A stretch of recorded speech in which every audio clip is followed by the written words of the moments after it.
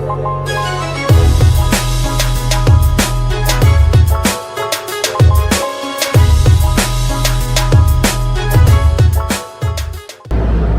know, may pa dyan. Morning mga kalaboy. Gawa tayo ng ano ngayon, ng Atimonan, Quezon, tukang manok. South naman tayo. Monday pa lang ngayon. Ayun. So, mag-ikot-ikot tayo doon pasal, tapos kung tayo ng tabing dagat, doon tayo mag-food trip ng lunch. So, hindi ko na kayo in-update kanina kasi hindi, highway lang naman yung daan ko kanina. Nakaka-boring naman yung puro sa kailan makikita nyo sa highway, kaya dito na ako nag-umpisa mag-vlog. Okay yun guys, kakain muna ako ng breakfast dito sa McDo. Mamaya na lang ulit ha.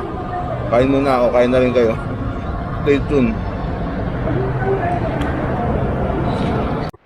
Mga pala mga kalaboy, dito pala ako sa Santo Tomas McDonald's na breakfast.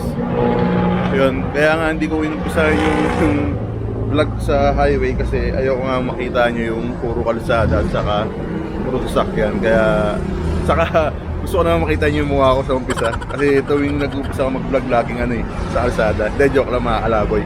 So yun mga kalaboy, mag-ano na ako, magkikirap na ako ulit para bumiyahe na nga tayo sa Atimonan, Bitukang Manok. For your information, solo ride to, kaya samahan nyo ako. Stay tuned mga kalaboy. Yun nga mga kalaboy, palabas tayo ng bypass. Doon dito ako dumaan sa bypass kasi matraffic sa bayan ng Aluminos, kaya dito ako dumaan.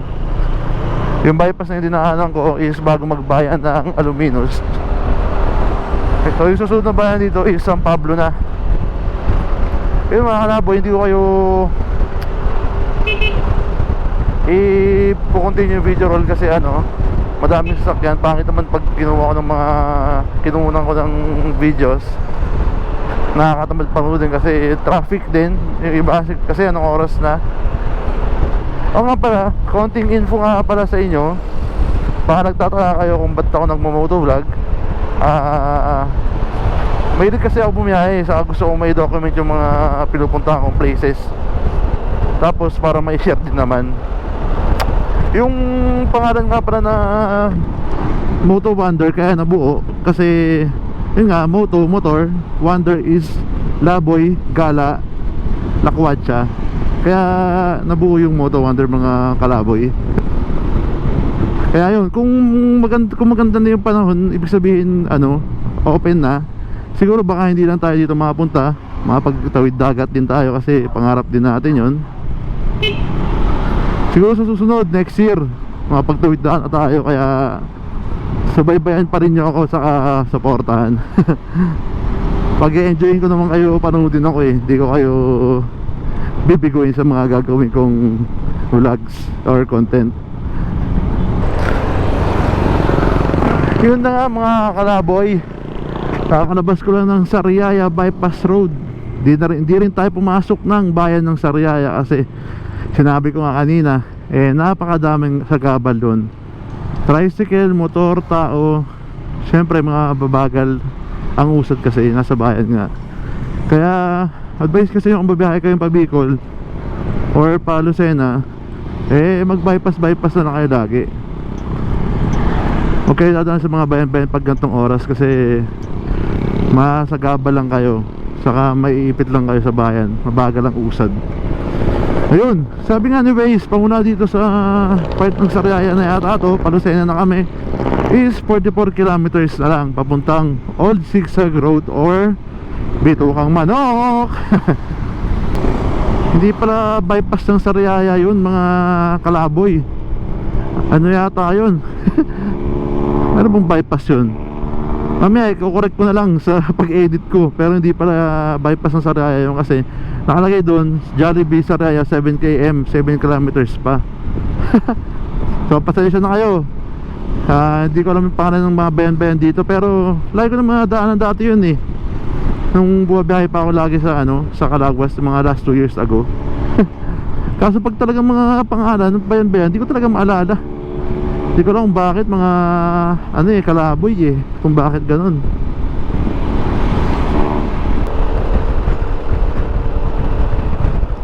Yun o, kita nyo mga kalaboy yung bundok. Linaw no, kitang kita no.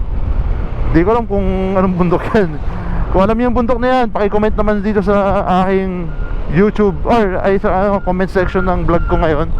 Paki-comment naman. Di ko rin kasi alam eh. So pasensya na kayo.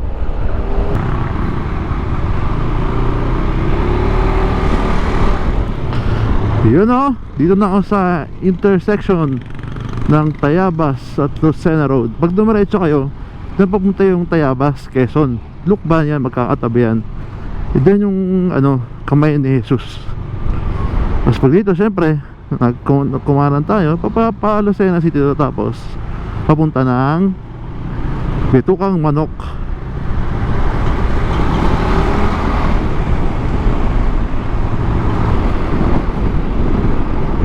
Pag Bilao, Bicol, Lucena Town proper. Yun no. Yan, pag dinaretso niya yan ang papuntang Lucena City or Lucena Town proper. Di ko alam kung city na siya eh. Pero parang city na kasi malaki na, sa maunlad na rin siya. May SM na nga eh, di ba? Yan, dito tayo sa Wakali. Punta ng Bicol. Ito nga para mga kalaboy dati, hindi pa hindi pa 1, 2, 3, 4, 5, 6, 7, 8 lanes ba? Kung nabibilang yung mga kalaboy, pakibilang kung nakikita nyo, hindi pa 8 lanes yan. Ito pa lang yan, itong original, itong spalto na dalawa, 2 lanes pa lang yan. So ginawa nila ng project, pinalapat nila, yan nangyari, ganda, kinalabasan 8 lanes sa kalusada, di ba?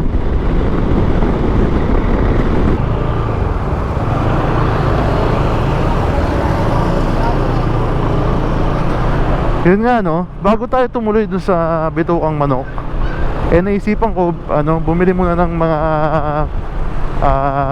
or bumili ng hamburger or regular burger para sa mga nagga-guide doon sa taas ng Bitukang Manok. Kasi syempre nakakaawa din naman sila, di ba?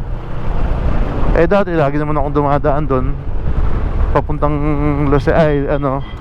Calagwas. Hindi ako nakapag-abot ng barya, bihira. Kaya eto, may konting extra naman tayo or blessing. Share din naman natin yung blessing para sa kanila, diba? So bibili ako ng hamburger na lang. Dapat dito tayo sa baba dadaan, di kung dire-diretso eh. Ayun, kaya naisipan ko nga bumili muna sa Jollibee. So yun, talungin natin mga kalaboy no, talungin natin si Sir to sa Jollibee kung pwedeng pumasok maski walang face shield.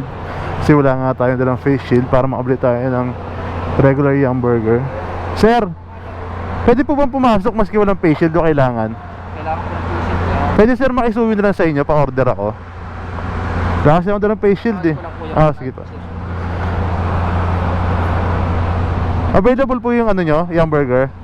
Hamburger? Apo. Available. Apo. Salamat po.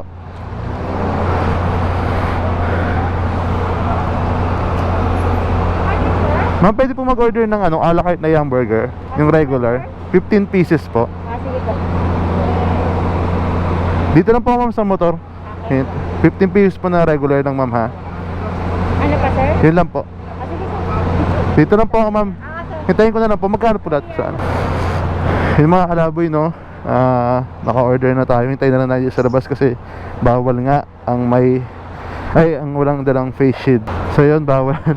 Hintayin na lang natin dito sa labas ng Grand Terminal Lucena yung in-order nating regular hamburger, yung papamigay natin sa Bitukang Manok sa mga nag-guide sa motorista na paakyat baba doon.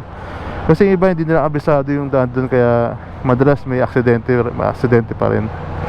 Di naman madalas pero minsan meron pa rin, di ba? Di tulad dati, halos lagi meron. So salamat sa kanila dahil din nga binabantayan nila yung mga motorista doon, ginaguide nila. Kaya maski paano nalilesen yung disgrasya or aksidente. Yun mga kalaboy, hintayin natin yung in-order nating burger. Yun na nga mga kalaboy, bakit na tayo ng Old Zigzag Road o Bitukang Manok. Ito na yung paanan. Yun o. Konting advice ko lang sa inyo, no.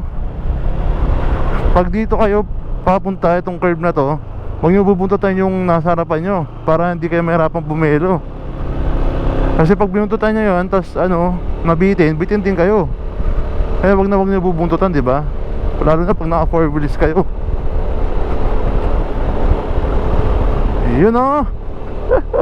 Woohoo! Yan, yung binili natin yam, dito na natin papamigay ate. Di ba?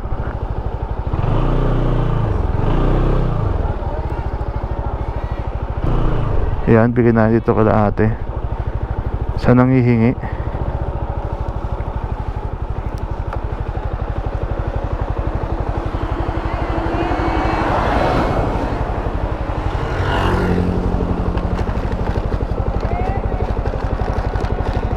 Try muna natin mag-ikot-ikot, no?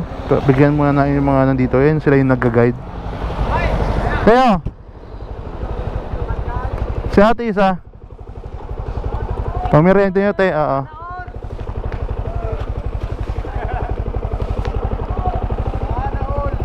Kita eh. Si ate, si nanay. Yan, sila yung nagga-guide dito. Kaya pag napadaan kayo dito, kung may extra blessing kayo, bigyan nyo din sila. Sana, apo, sige po. Thank you, sir. Sige po. Yan sila.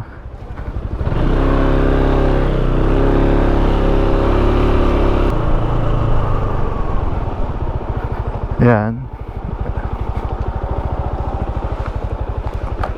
Ayo, merienda muna kayo.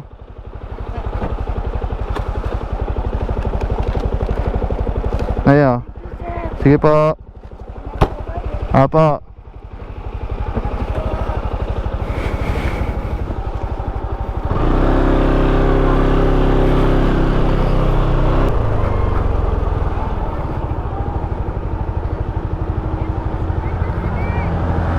Ay.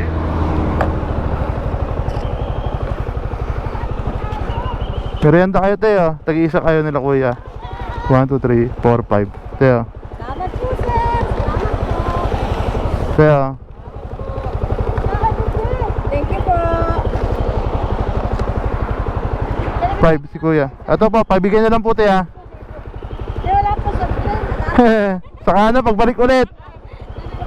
Sige po, pagbalik natin. Susunod. Salamat po, sir. Sige po. Pabigyan na lang kay kuya.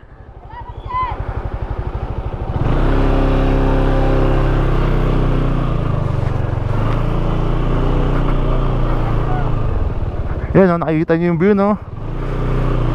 Project ni to, ni Marcos.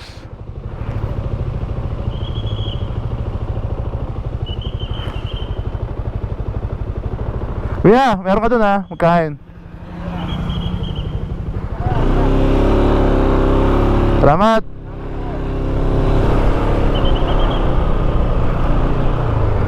Yoy, banking.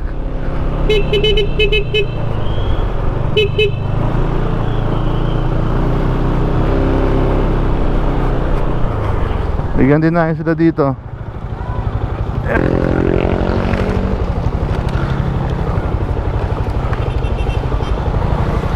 Teo, Dahan-dahan lang eh. Merry Christmas. sige pa, pamerienda po nyo.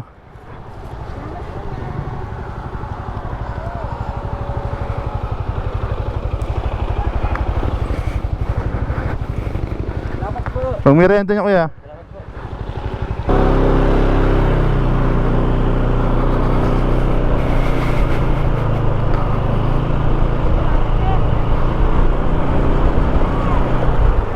Kami din.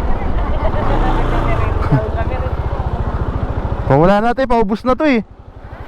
Paubos na, hati-hati na lang kayo ha. Sa susunod na lang. Kaya tingnan 1/4 po. Ito po. Thank you po. Salamat po. Nang marami. Isa na lang to. Sige po. Umabot pa si ate. Sige po. Doon na po kay ate kasi ano, para meron din siya. Bibigyan na lang ko yan. Ay, bigyan mo na po. Sige po. Sige po. Dadali mo na.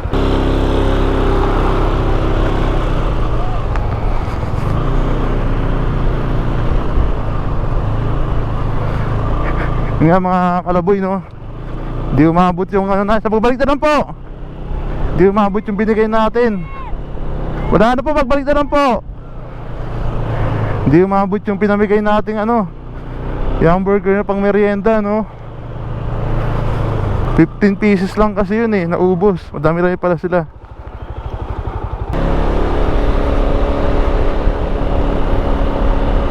Nga, no? Sila lola nagtsatsaga pa rin magbantay dito, no? Parang may pangkain lang sila ng mga kalaboy, no? Di na alam kung gaano kahirap yung katayuan nila ngayon. Pero sana napasaya ko yung mga nabigyan maski papano, no? Yung merienda nila. Eh syempre may extra blessing naman tayo, di ba? Kaya din sana yung mga mahilig magmotor dyan, mahilig magmotor dyan, kung may extra blessing kayo at ano, at gusto nyong magbigay maski papano, yun, pwede na yung ganun, di ba? At least masaya sila, nakita nyo yung ngiti pa lang, maski malayo yung biyahe nyo, nakatanggal ng pagod, di ba?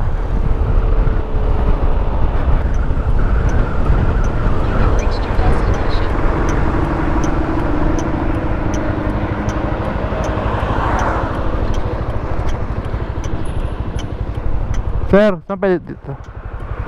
Saan po pwede yung parada? Pwede dyan? Para malapitan na lang. Apo.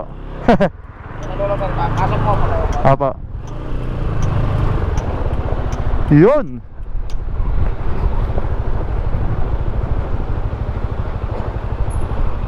Yun, oh. Dito na ako sa Daps Restaurant, mga kalaboy or kalaboy. Kita nyo yung dagat, di ba? Sarap, kaso ang daming basura.